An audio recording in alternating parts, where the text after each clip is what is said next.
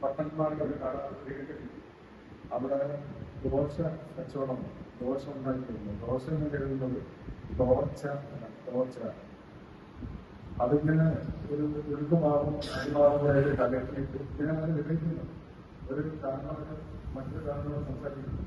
ഒരു ഉരുക്കുമാവും അടിമാവും കലക്കിയിട്ട് അതുകൊണ്ട് തന്നെ കല്ലിൽ ചൂടാക്കി അതിൻ്റെ ചൂടുന്ന ശബ്ദം കേട്ടു. അതിൻ്റെ കൂടെ സാമ്പാർ സാധനം ചേർത്ത് കലർത്തി നിങ്ങൾ ആലോചിച്ചു. നമ്മൾ വിചാരിക്കുന്ന സാധനമാണ് ദോശയിൽ നമ്മൾ സ്വീകരിച്ചിട്ട് മലയാളി സ്വീകരിച്ചിട്ട് 120 വർഷമായിട്ട്. അപ്പൊ നമ്മൾ വർഷങ്ങളായ ചായ കുടിക്കുന്നുണ്ട്.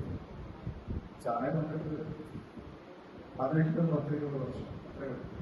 അതിനകത്ത് നമ്മൾ വിളിച്ചിട്ടുള്ളത് ചുറ്റാപ്പിന്റെ കോഫി ഇല്ല. കോഫി ഒന്നും പ്രസിദ്ധീകരല്ല. അവിടെ പുരോഗമനം ഇഞ്ചി സാധനങ്ങളായിട്ട് ആ ചുറ്റുണ്ടാക്കിയിട്ടാണ് നമ്മൾ